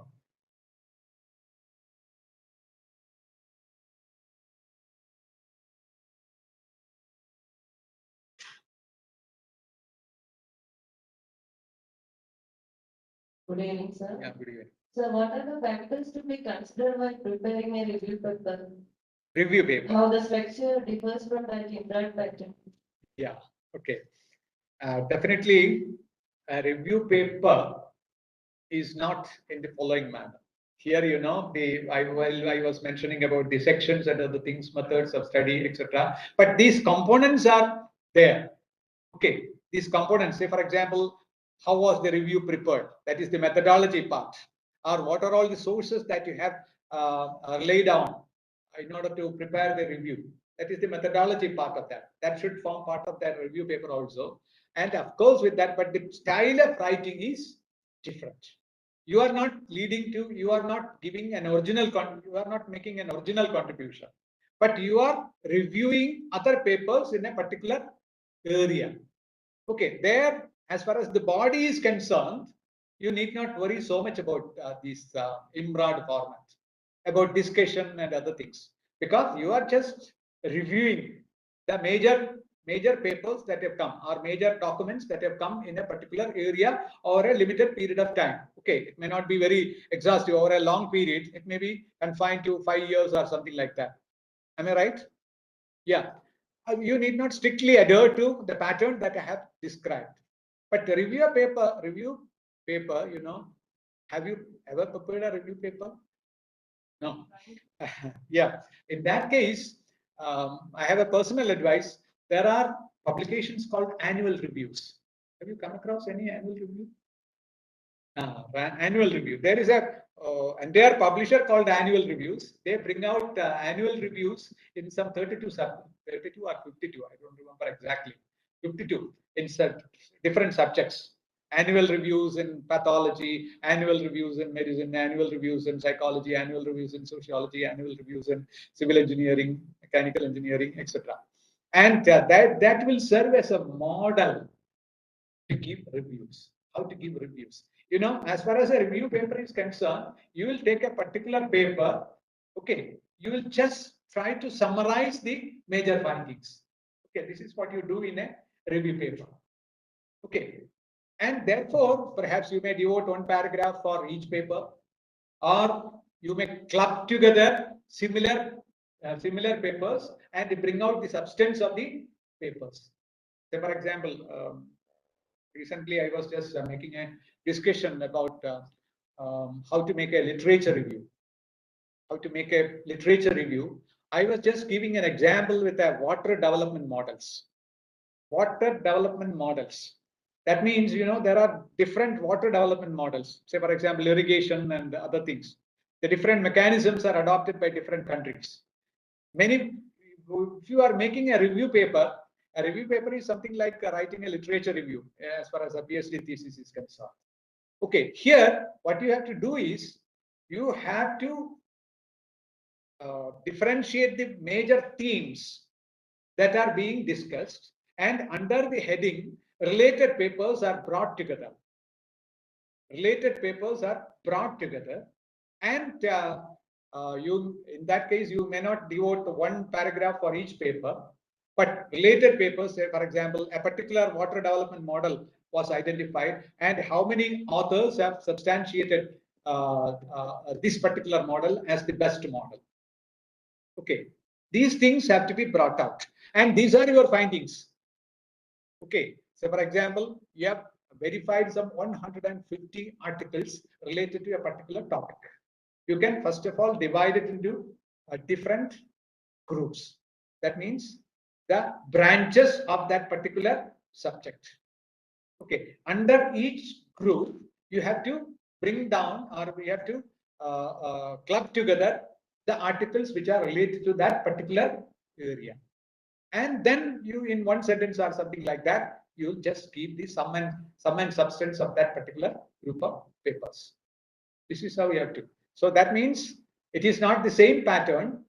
Okay, but it's a different style. So it is better if you go through any literature review, or an easy way is there.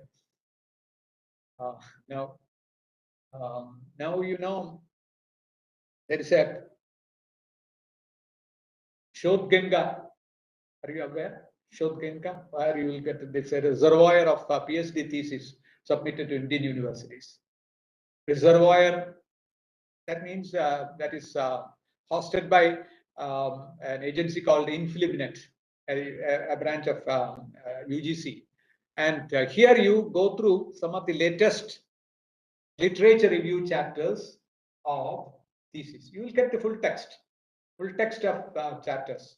You go through some of the full text chapters, full text of the thesis, go through the second chapter, literature review chapter, and see how it is done. Okay, you can follow that pattern.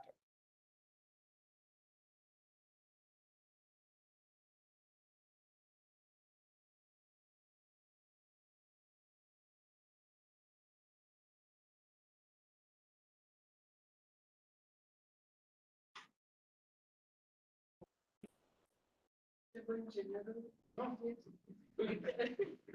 Now, you have told that number of publishers have increased many-fold over the years.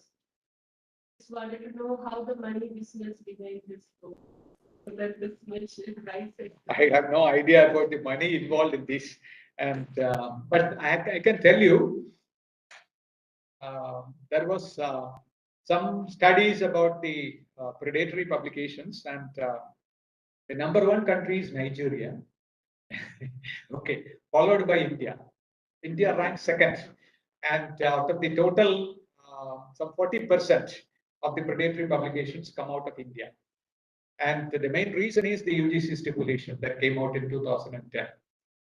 Okay, that means for your assessment and other things, this is a major factor. And definitely, you are desperately in need of getting some publications. Okay, and no quantification is possible. There may be studies, but I have not gone into that.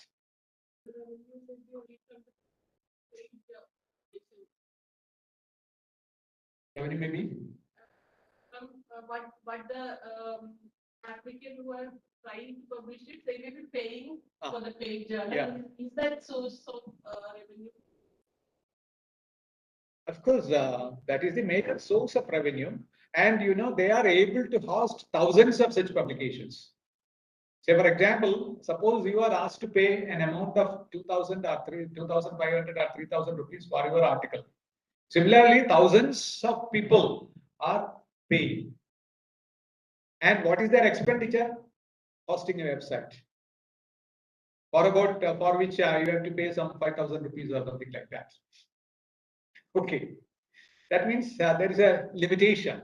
Or even if you host a server by your own, then also returns will be there within a year. Well, so that is why predatory publishers are there, and the same publisher may have hundreds of journals.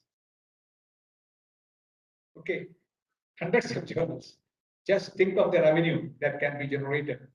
And there is no, as just contrary to the printed journal, there is no page limitation. Can go indefinitely, thousands of pages. Okay, so that is there. Yes, offers health journals are But the chances are very less. there are some. There are.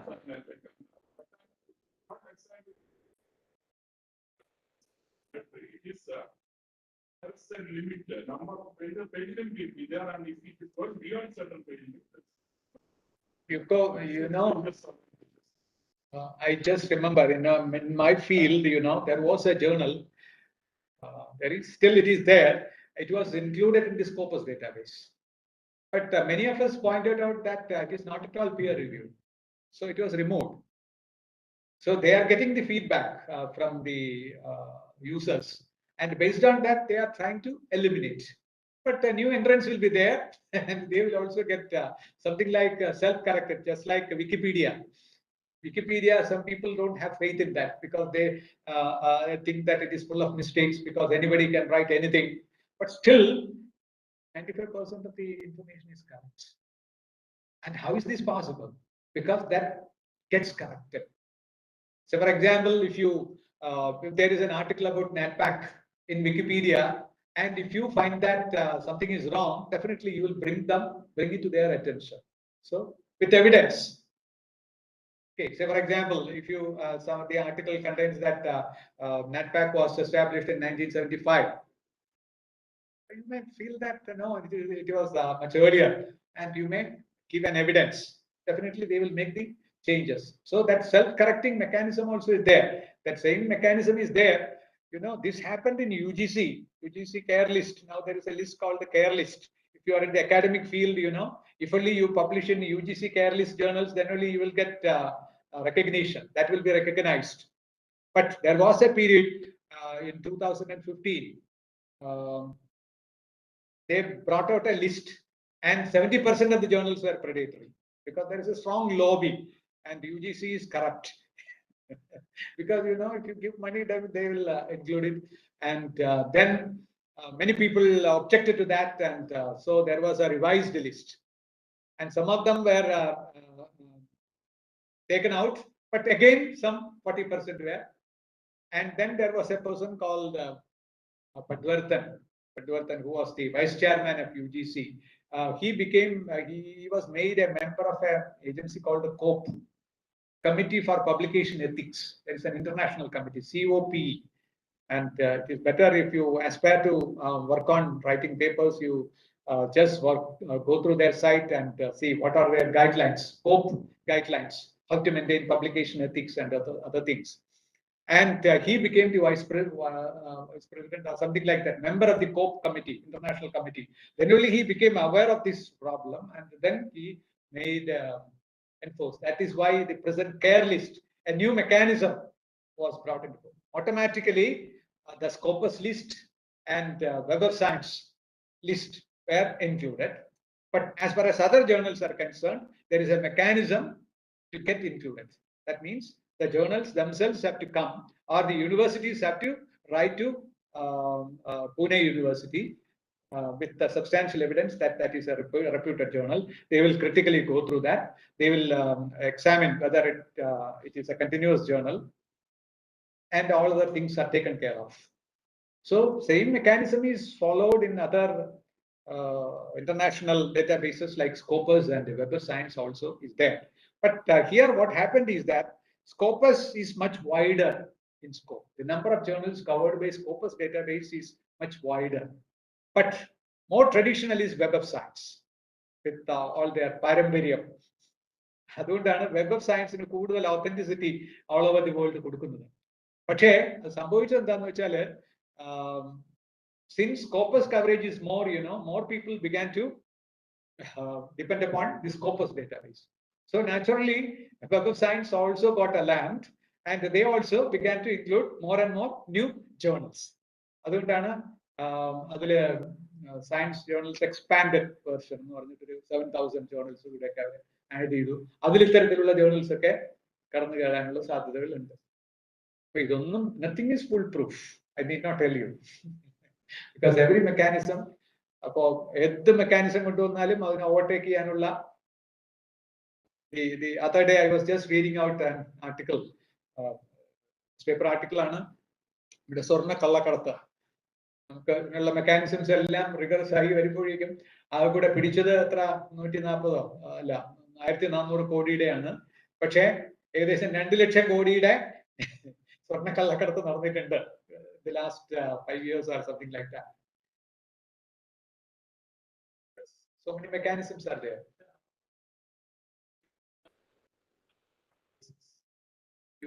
Q1 journals and Q2 journals. Q1 and Q2. ഏതാ UGC ആണോ പറയുന്നത്? അത് ഒന്ന് Scopus indexed, Scopus and web of science, അതൊരു group.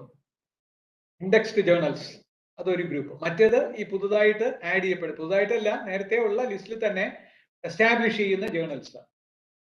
Okay, ഇപ്പൊ നമ്മുടെ Kerala university എടുത്താൽ തന്നെ എല്ലാ സബ്ജക്റ്റിനും ബോർഡ് ഓഫ് സ്റ്റഡീസ് ഉണ്ട്. Anybody who doesn't know Malayalam? Okay. Okay. Say for example, while there was some purgation. Purgation means purification. Many of the well-established Indian journals got deleted from the list.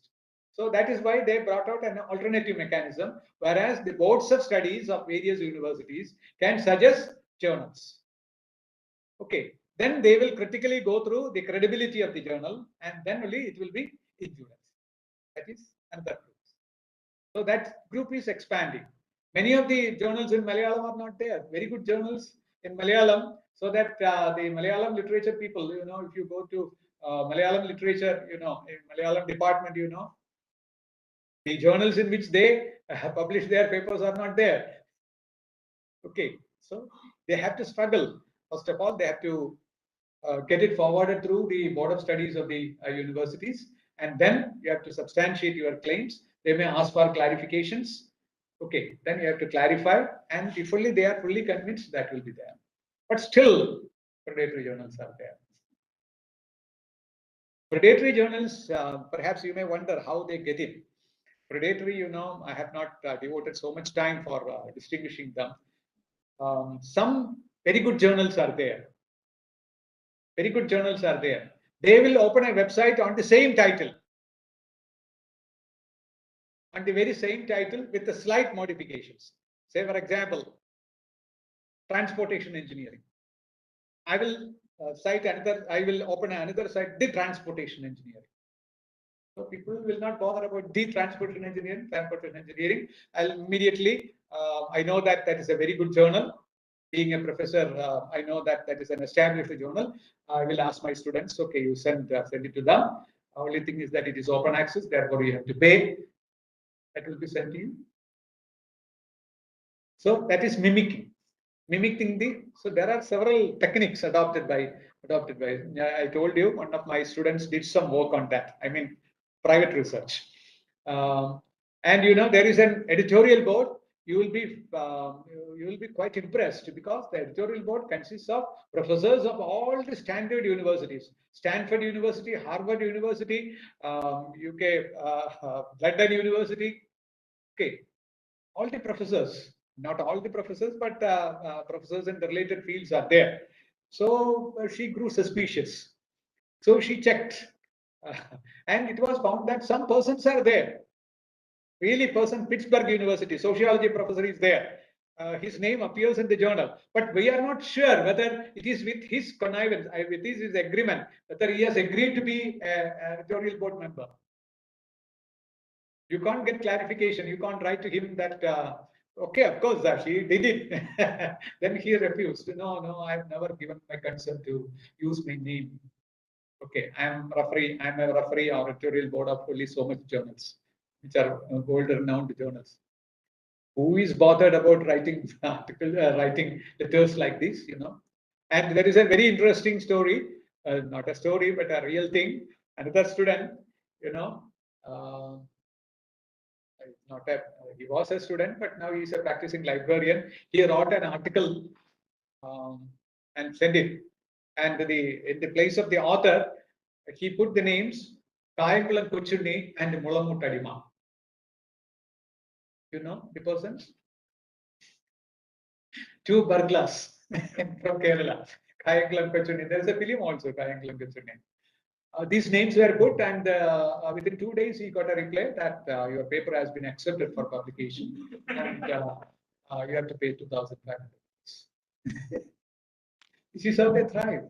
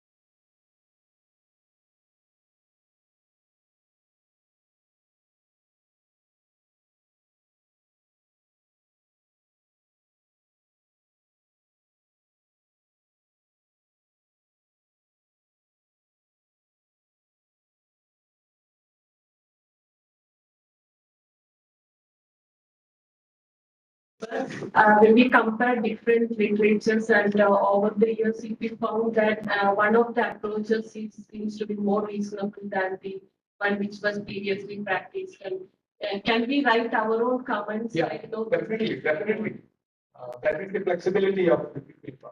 You can air it, but you should be 100% sure. Don't make, your own judgments. Don't jump into judgments. If you are fully with evidence, if you can say that it is more critical, this seems to be more rational or something like that. Express it. And that is the value of a review paper. based on the findings of the. Yeah. But it should be convincing also, convincing for others also, otherwise the other person will see you. Whether it will be insulting. Justifiable, it should be justifiable. You should have your own value points to justify it.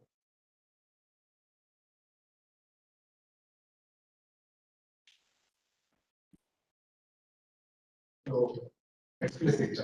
That should be the word I should use. Extension.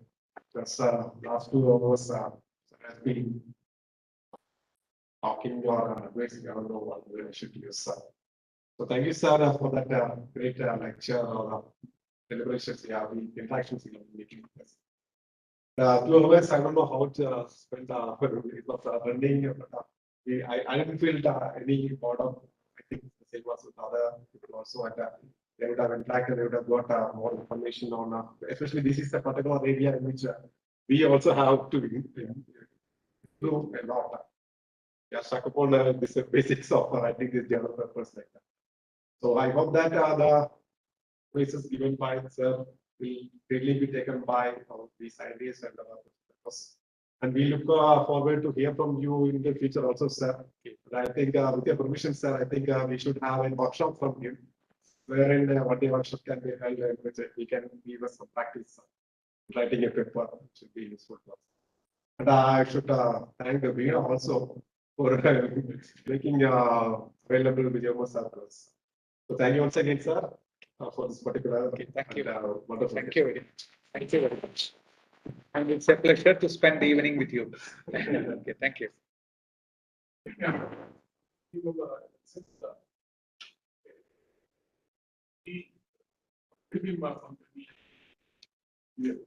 Maybe he started promotions based on the public education.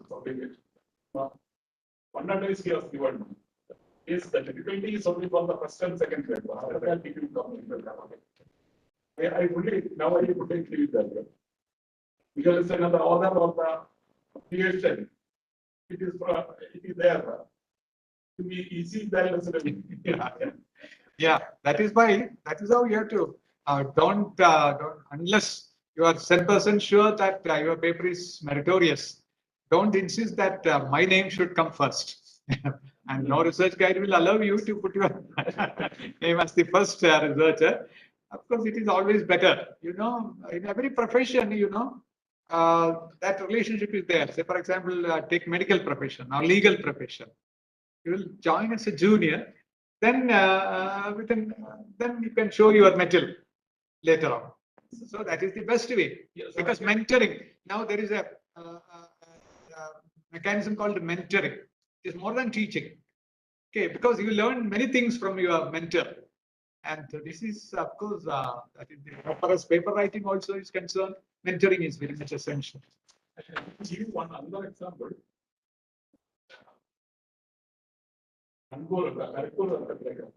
Rookie, when like a Kanda's name will be mentioned in some about this.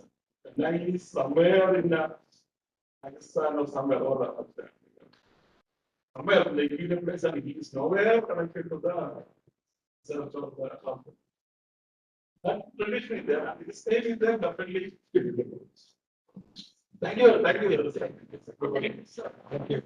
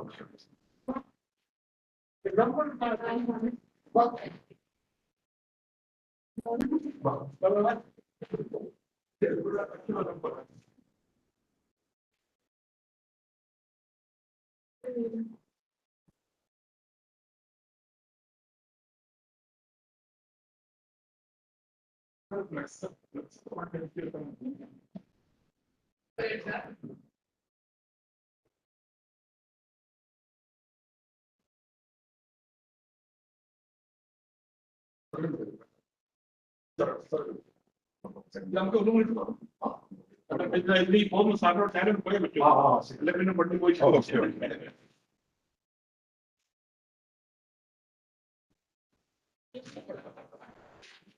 അതൊക്കെയാണ്